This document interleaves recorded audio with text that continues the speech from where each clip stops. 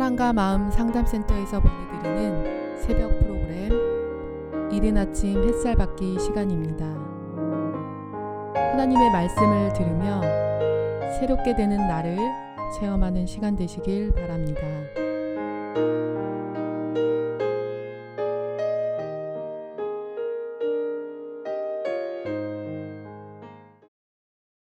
사랑하는 성도 여러분, 사무엘하 마지막 24장 다윗의 인구조사 얘기를 함으로써 사무엘상과 사무엘하 긴 장정을 마칠 때가 되었습니다. 여러분, 참 이해가 안 되는 이야기가 나오죠. 여호와께서 다시 이스라엘을 향하여 진노하사 그들을 치시려고 다윗을 격동시키사 가서 이스라엘과 유다의 인구를 조사를 하신지라. 여기서 지금 하나님께서 다윗을 격동시켰다. 그 다음에 다른 성경에서는 사단이 다윗을 격동시켰다라고 말합니다. 하나님이 사탄인가요? 그거는 아니죠. 지금 하나님은 against 이스라엘 백성들 사이에 지금 뭔가 신앙적으로 굉장히 문제가 많다는 얘기죠. 인구조사를 시킨다는 얘기는 이스라엘 백성들이 하나님을 의지하기보다 자기들이 지금 통일국가를 이루어서 주변 국가에 비해서 강성함을 유지하니까 자기들의 인간적 국방력을 의지하려고 했던 것 같습니다. 다윗도 마찬가지였던 것 같습니다. 이에 왕이 그 곁에 있는 군사령관 요압에게 이르되 너는 이스라엘 모든 지파 가운데로 다니며 이제 단에서부터 부엘사바까지 인구를 조사하여 백성의 수를 내게 보고하라.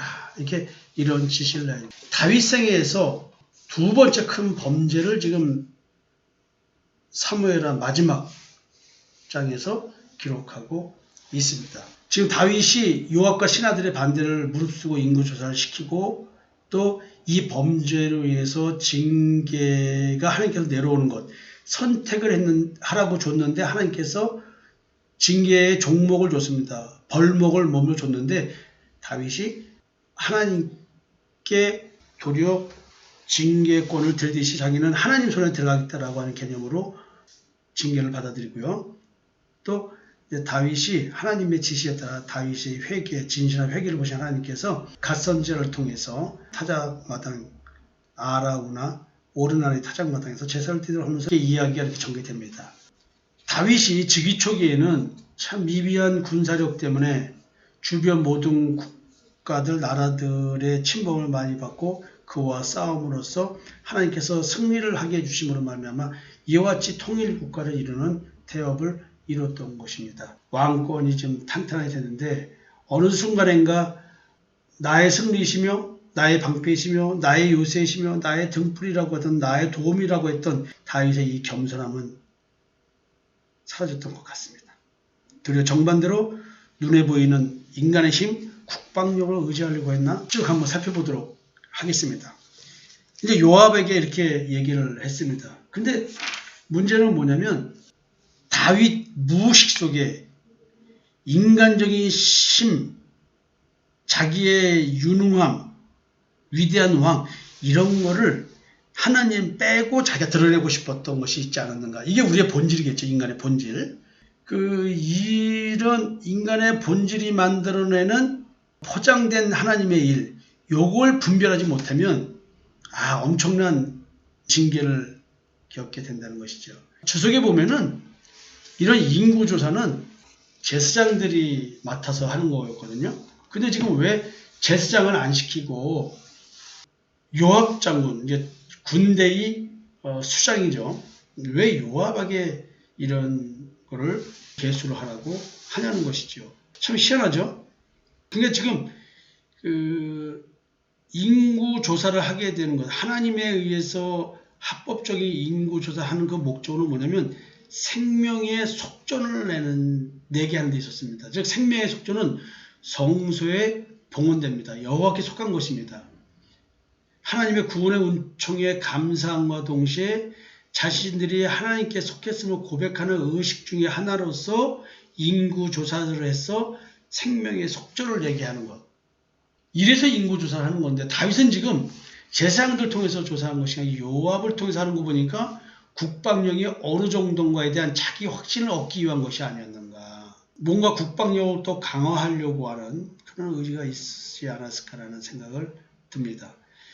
다윗은 자기의 이거 인구조사 지시를 통해서 하나님의 도우심 속에서 이루어진 이 현재를 자기의 그 통치력, 인간적인 능력 이런 걸로 인해서 이와 같은 강대국의 위치를 굳혔다는 것을 느끼고 싶었던 것 같습니다. 번영의 근거가 하나님이 아닌 자기 자신, 또 현재 형성된 이스라엘의 군사력, 자기 의가 이렇게 살아났던 것 같습니다. 우리가 하나님의 일을 하면은 얼마나 헌신적으로 일을 하게 됩니까? 결국 그냥 하나님의 은혜로 열심히 해야지 자기 의를 가지고 열심히 하면 결국 이렇게 당할 수밖에 없다라는 것을 이 사건을 통해서 우리가 좀 볼 수 있을 것 같습니다. 근데 요압이 이 얘기를 합니다. 이 백성이 얼마든지 왕의 하나님 여호와께서 100배나 더하게 하사 내 주 왕의 눈으로 보게 하시기를 원하나이다. 그런데 내 주 왕은 어찌하여 이런 일을 기뻐하시나이까? 주석은 묘하게 요압에 대해서 굉장히 부정적인 얘기를 하는데 요압 장군이 지금 정확한 건의를 합니다. 왜 이러십니까? 아니 이거는 왕과 그 백성들이 하나님 말을 절대 신뢰해야 되는데 아니 왜 지금 이방 나라들이나 인구조사에서 과세하고 징병을 목적으로 하는 것인데 이런 걸 왜 하십니까? 야 이렇게 건의합니다. 근데 다윗이 이런 건의를 받아들이지 않고 제초를 합니다. 빨리 인구조사를 해와! 조사를 하게 됐죠. 여기저기 다니면서 조사합니다. 9달 9개월 20일 만에 대충 끝내서 인구조사를 했습니다.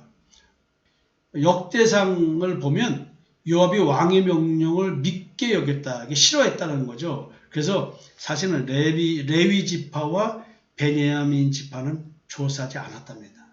그러니까 인구조사를 대강했다는 얘기죠. 인구조사에 대한 보고를 받은 다윗이 갑자기 변합니다. 요압이 백성의 수를 왕께 보고하니 곧 이스라엘에서 칼을 빼는 담대한 자가 80만 명이요 유다 사람이 50만 명이었더라. 다윗이 백성을 조사한 후에 그의 마음에 자책하고 다윗이 여호와께 아뢰되 다윗이 스스로가 자기 양심의 가책을 느낀 겁니다. 내가 지금 왜 이 짓거리를 했지? 이거 어떻게 된 거야? 무뎌진 자기 마음이 쿵쿵쿵쿵 양심의 가책을 느끼고 이제 하나님의 음성이 내려온 겁니다. 사실 양심은 지성소죠. 거기에 짐승에게 피가 뿌려지면 거짓 신이 역사하는 것이고 예수의 피가 뿌려지면 참하나님 여호와의 역사가 일어나는 것이죠. 우리는 지성소에서 하나님을 만나고 양심으로 하나님을 섬긴다고 말합니다. 자기 의를 생산해내는 그 악한 양심의 증거예요. 지금 하나님의 은혜를 믿는 십자가의 대속연총을 믿는 전쟁은 하나님께 속했다는 것을 믿고 싸워야 되는데 겉보기는 지금 이런 거지만 우리 마음의 땅, 가나안의 땅에서의 싸움은 하나님께서 치러주시는 전쟁이 내가 하는 게 아닙니다. 그래서 내 마음속에 있는 그 악한 거짓된 신은 나로 하여금 자기를 가지고 싸우라고 말을 합니다. 너가 바르게 함으로써 죄에 지배받는 것이 아니라는 것을 증명해봐 이렇게 얘기를 하는 거예요. 지금 이런 관점에서 이 성경을 읽으면은 굉장히 큰 은혜가 될 것입니다. 근데 하여튼 다윗이 그 보고를 받고 지금 양심의 가책을 느껴가지고 하나님이 이제 역사를 하시는 거죠. 너 잘못됐다. 이걸 깨우쳐 줍니다. 그 다윗이 이제 여호와께 아뢰입니다. 내가 이 일을 행함으로 큰 죄를 범하였나이다. 여호와여 이제 간구하옵나니 종의 죄를 사여 주옵소서. 내가 심히 미련하게 행하였나이다. 야 기가 막힌 또 신앙 고백을 합니다. 어쨌든 간에 10개월 동안 참으로 자신의 허물을 발견하지 못했는데 이제 눈물을 흘리면서 자기의 죄를 회개를 합니다. 그리고 다윗의 회개는 자신의 실수에 따르는 책임을 회피하고자 이렇게 했을까요? 틀림없이 공의로우신 하나님께서 자기를 징계할 거라는 얘기를 분명히 다윗은 알고 있을 것입니다. 밧세바를 범하고 우리아를 죽였을 때 겪은 엄청난 고난 다윗은 틀림없이 기억하고 틀림없이 또 다른 징계가 나타날 것이라는 것을 알고 있을 것입니다. 그렇기 때문에 다윗이 이런 고민스러운 기도 속에서 성경을 이렇게 기록합니다. 다윗이 아침에 일어날 때 여호와의 말씀이 다윗의 선견자 된 선지자 갓에게 임하여 이르시되, 하나님께서 이제 다윗이 밤새 이런 자기의 양심의 가책 때문에 하나님께 잘못했다는 것 때문에 진짜 뜬 눈으로 지냈던 것 같습니다. 그리고 눈물로 회개했겠죠. 그러니까 어쩌면은 진실한 이 회개를 통해서 하나님께 상달된 이런 상태, 그래서 하나님께서 선지자를 통해서 다윗에게 자랑을 보내는 거죠. 갓 선지자가 온다는 얘기는 하나님의 징계도 있겠지만 다윗을 용서하심에 대한 표현이기도 합니다. 공의 하나님 때문에 분명히 징계는 하신다는 거죠.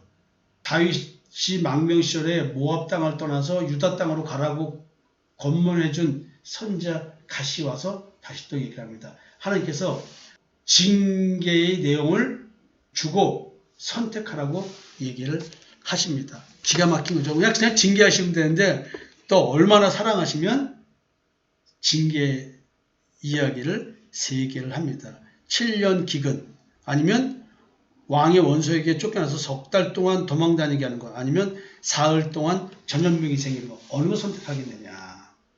다윗이 자랑하던 이스라엘의 명예와 힘을 완전히 꺾어놓고 하나님만 의지하게 하기 위한 징계죠. 이 징벌의 선택을 다윗한테 지금 넘겨놓은 겁니다. 그러면 다윗은 여기서 또 다른 시험을 받고 있습니다. 네가 세상 사람식의 방식을 선택하느냐, 나를 의지하느냐, 요걸 또 시험받는 것 같아요. 징벌의 선택, 그것을 위임받은 다윗은 결국 하나님의 품보다 더 나은 피난처가 없음을 깨닫고 하나님이 행하시는 그 징벌을 감당합니다. 7년 기근, 원수에서 쫓기는, 이것은 어쩌면 그냥 세상적인 일일 수가 있어요. 전염병 드는 것, 지금 코로나 같은 이런 것들은 하나님 손에서 3일 동안 받는 거예요. 의로우신 재판관이신 하나님께 자신을 낮추면서 겸손하게 하나님 알아서 해주세요. 이렇게 얘기를 하고 있어요. 인간에 대한 하나님의 역사가 궁극적으로는 은혜로 귀착된다는 사실을 알고 하나님께 자기를 아예 드려버립니다. 나는 그냥 겸손히 당한 일만 당하면 된다 라고 얘기하는 것이죠. 기왕이면 하나님께 직접 매를 맞자, 이렇게 얘기를 하는 겁니다. 여기서 다윗의 신앙이 빛나는 겁니다. 잘못하는 것 인간의 본질이죠. 하나님을 배신하는 것 인간의 본질입니다. 그럼에도 불구하고 하나님께서 양심의 역사에서 거기서 속았다는 것을 깨닫게 해줄 때 우리는 속았지만 징계받고 다시 회개하고 일어서는 것입니다. 그래서 하나님께서 7만 명을 죽입니다. 코로나로 인해서 사람이 많이 죽듯이 전염병으로 인해서 사람을 죽입니다. 기가 막히죠? 이야, 이 코로나 시대에 이런 얘기를 하니까 뭔가 이렇게 와 닿는 것 같아요. 근데 이제 하나님께서 갓선지자를 보내서 이 문제를 해결하기 위한, 다윗과 화해를 하기 위한 어떤 액션을 취할 것 같습니다. 천사가 예루살렘을 향하여 그의 손을 들어 멸하려 하더니 여호와께서 이 재앙 내리심을 뉘우치사 백성을 멸하는 천사에게 이르시되 족하다. 이제는 네 손을 거두라 하시니 여호와의 사자가 여부스 사람 아라우나의 타작마당 곁에 있는지라. 눈에 보이지 않는 영적 존재인 천사가 지금 눈에 보이는 현실적인 재앙을 이끌고 있는 것입니다. 근데 다윗이 백성을 치는 천사를 봅니다. 그리고 여호와께 아뢰니다. 나는 범죄하였고 악을 행하였거니와 이 양무리는 무엇을 행하였나이까. 청하건대 주의 손으로 나와 내 아버지의 집을 치소서. 내가 잘못했는데 왜 백성들을 죽이십니까? 차라리 나를 죽이시고 우리 집안을 죽여버리십시오. 왜 이러십니까 하나님? 저한테 책임을 물으세요. 우리 백성들한테 그러지 마세요. 라고 합니다. 그래서 이 기도를 들으시고 자기 잘못에 대한 책임을 지르는 이 다윗의 이 자세를 보고 하나님은 다윗과 화해를 하시려고 제안을 하시는 거예요. 아라우나의 타작마당, 여기서 단을 쌓고 하나님께 제사를 지내라고 선지자를 통해서 얘기합니다. 하나님께서 그 화해의 장소로 아라우나의 타작마당, 오르나의 타작마당을 지시하십니다. 사실 여기서 이제 심판하는 천사의 활동이 중단되었고 이곳에서 하나님의 긍휼과 자비가 나타납니다. 나중에 솔로몬이 여기에 성전을 세웁니다. 솔로몬 성전의 터가 되는 곳이 바로 오르나의 타작마당입니다. 그래서 결국 하나님의 성전은 하나님의 긍휼과 자비가 나타나는 것입니다. 하나님의 성전이 어디입니까? 내 마음입니다. 나를 멸하라고 한 그곳, 옛사람이 멸하는 내 마음의 땅에서 다시 하나님의 화해, 하나님의 용서, 사랑, 긍휼과 자비, 그 땅에 다시 하나님의 성전이 세워지는 것입니다. 다윗 왕이 여기 아라우나의 타작마당에 와서 주인 보고 아라우나 보고 이 땅을 내게 팔라, 내가 여기 제단을 세우리라. 그러니까 아라우나가 아닙니다. 무슨 말씀입니까? 이거 다 갖다가 하나님께 드리십시오. 왕의 하나님 여호와께서 왕을 기쁘게 받으시기를 원하나이다 하면서 자기의 모든 것을 헌신합니다. 이 사람은 이방 출신 개종자입니다. 이방인인데 여호와 하나님을 믿는 자입니다. 다윗은 또 받질 않습니다. 내가 값을 주고 네게서 살리라. 값 없이는 내 하나님 여호와께 번제를 드리지 아니하리라. 두 아름다운 신앙을 봅니다. 아니야, 내 잘못에 대한 대가는 내가 치러야 돼. 내가 너의 마음은 알겠다.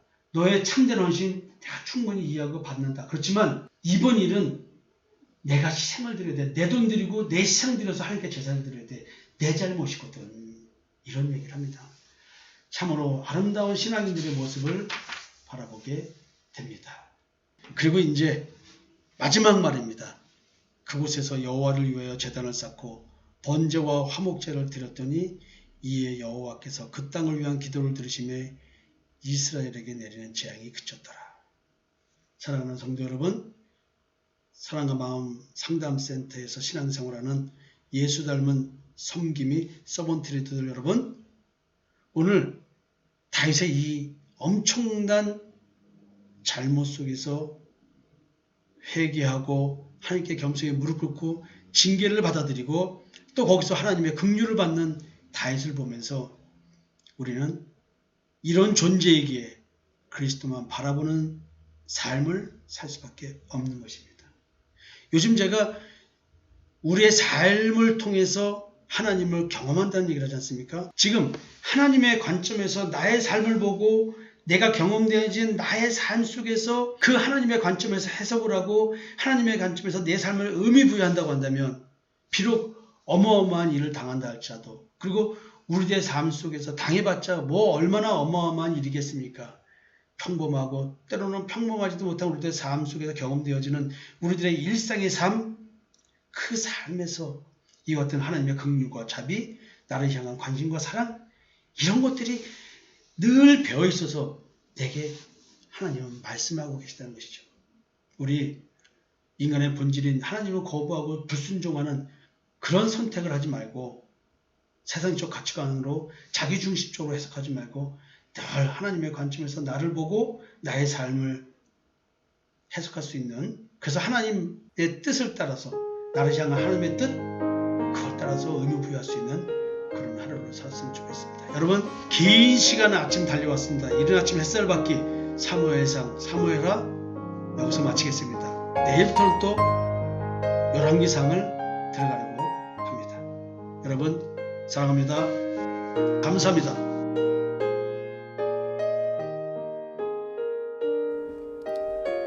지금까지 사랑과 마음 상담센터에서 보내드리는 새벽 프로그램 이른 아침 햇살 받기였습니다. 오늘도 하나님의 주권적 역사로 마음을 치료받는 삶을 누리시기 바랍니다.